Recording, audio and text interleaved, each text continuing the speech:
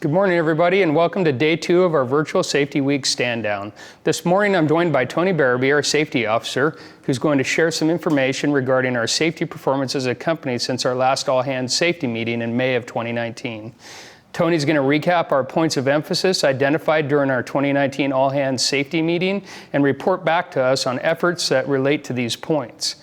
In addition, we will reveal our new points of emphasis for this coming year and why we arrived at these decisions. Tony, how are you doing this morning?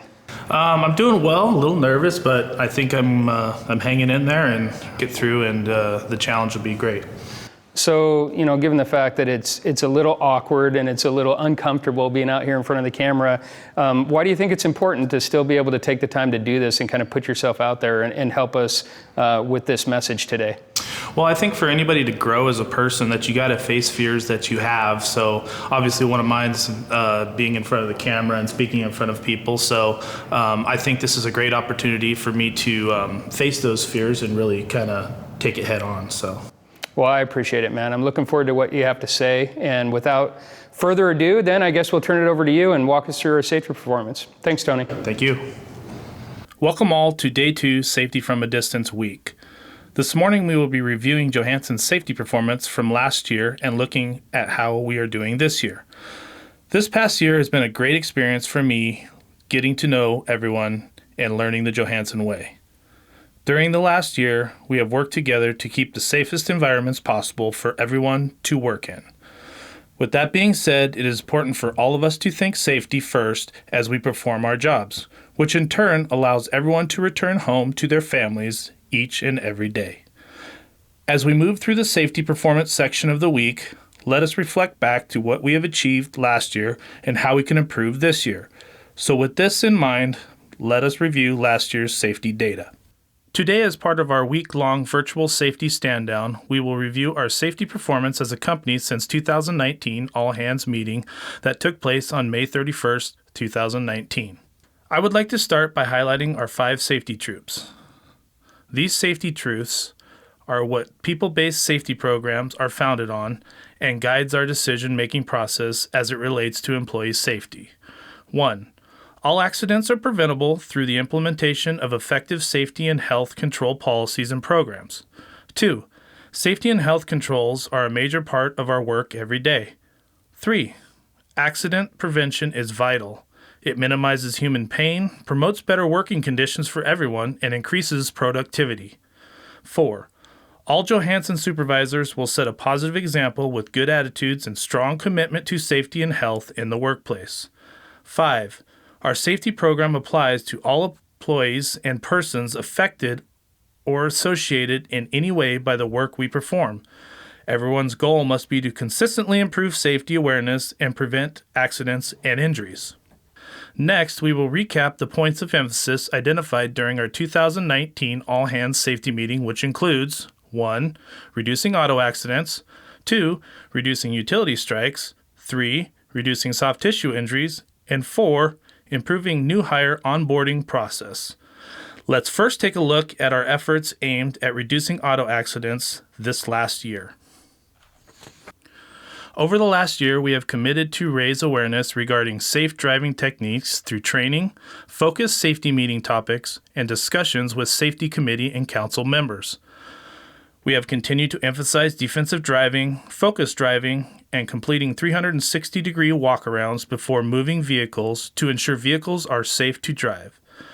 As you can see from the bar chart, we have been effective in reducing auto accidents by 50%, from 6 in 2018-19 to 3 from 2019-2020.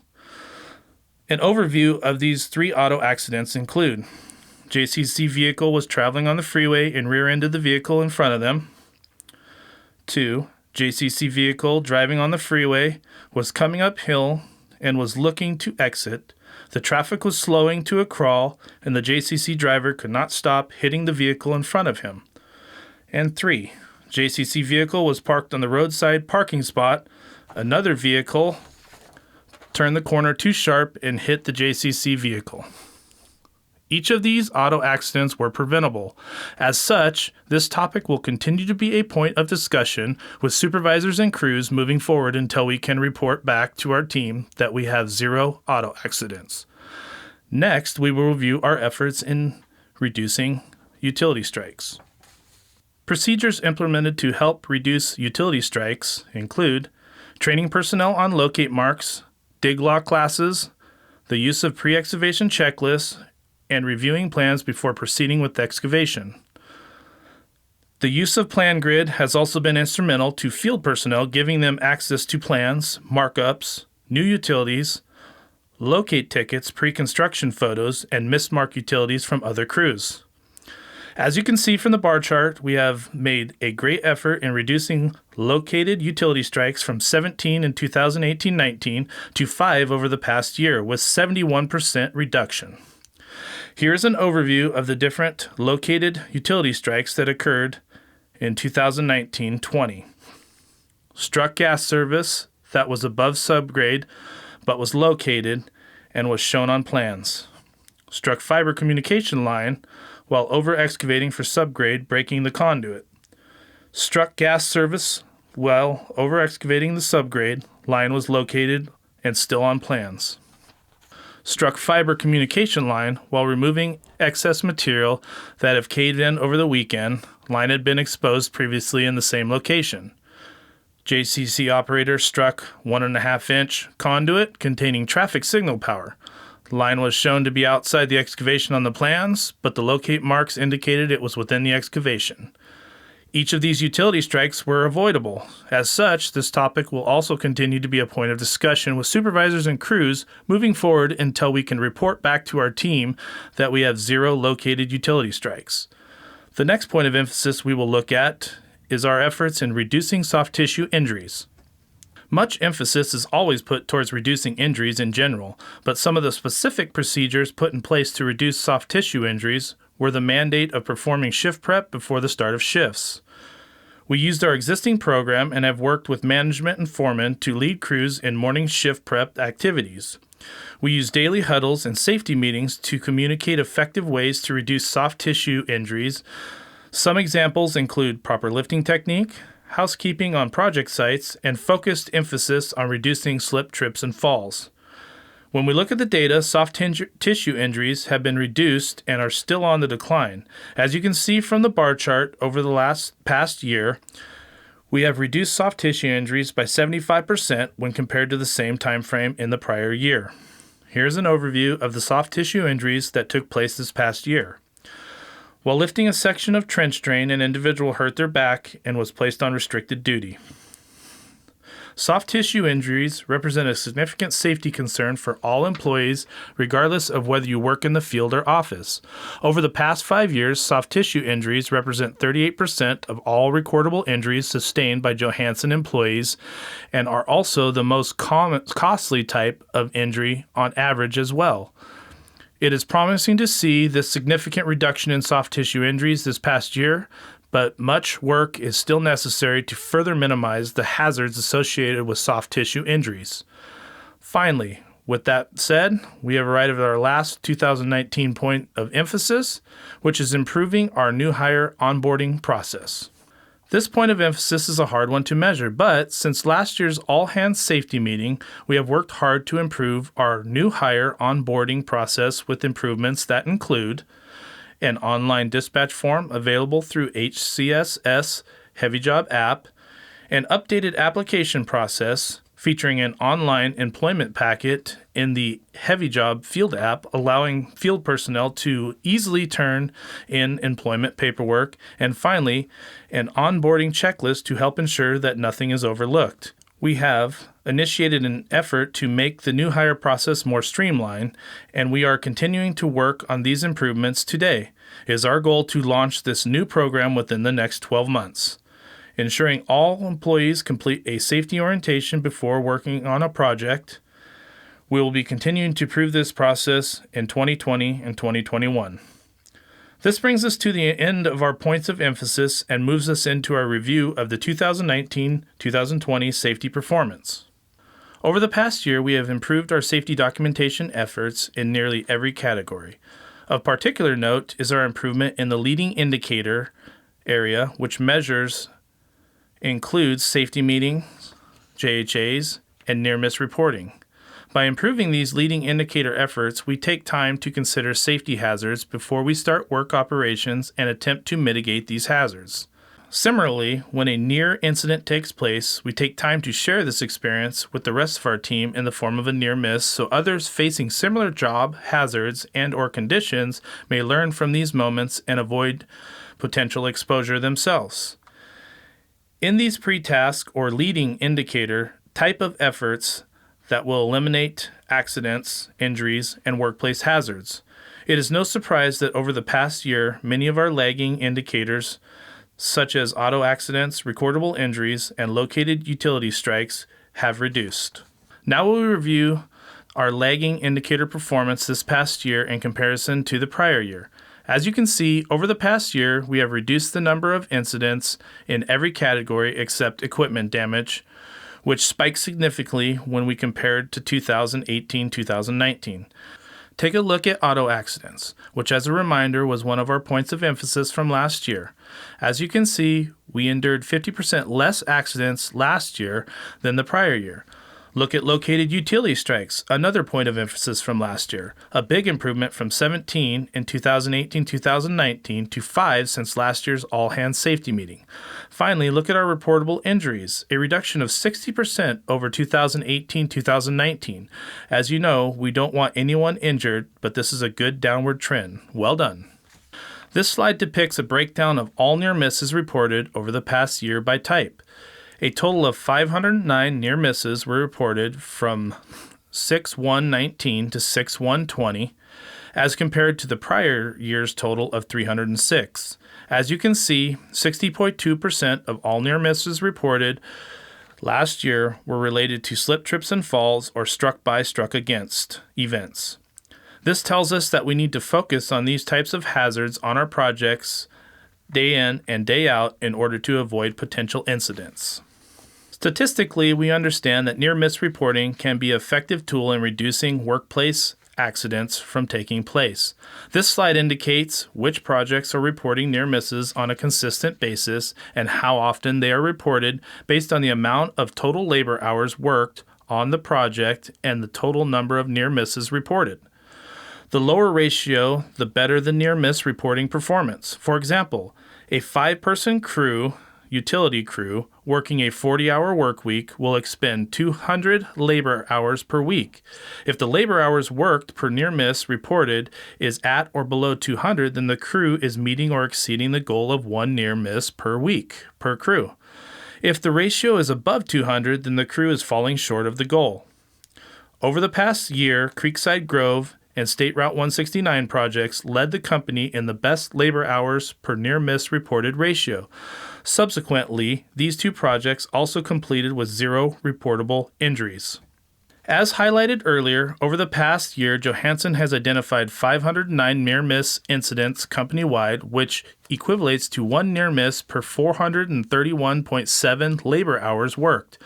This ratio is significantly better than the prior year of 1 near miss per 609.73 labor hours worked, which again has helped to translate to fewer recordable injuries and or incidents in the past year. Creekside Grove led the company with the best near-miss ratio of 1 per 186.2 labor hours worked. As I indicated, this project did not experience a single recordable injury. Congratulations to this team and thank you for your safety efforts. Here you see our near-miss reporting all-stars. Over the past year, Dan Matson has led the pack and submitted 65 near-miss reports, exceeding the goal of 1 per week per crew. The commitment to identify and submit near misses reports when they are encountered, regardless of whether a goal has already been met for the week, speaks volume of each individual's commitment to not only increase safety awareness on their individual crew, but to increase safety awareness company-wide.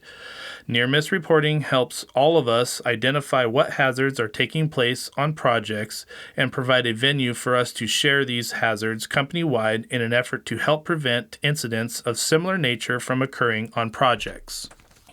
Here we reflect on the type of recordable injuries sustained by our fellow coworkers over the last 2 years and compare our performance.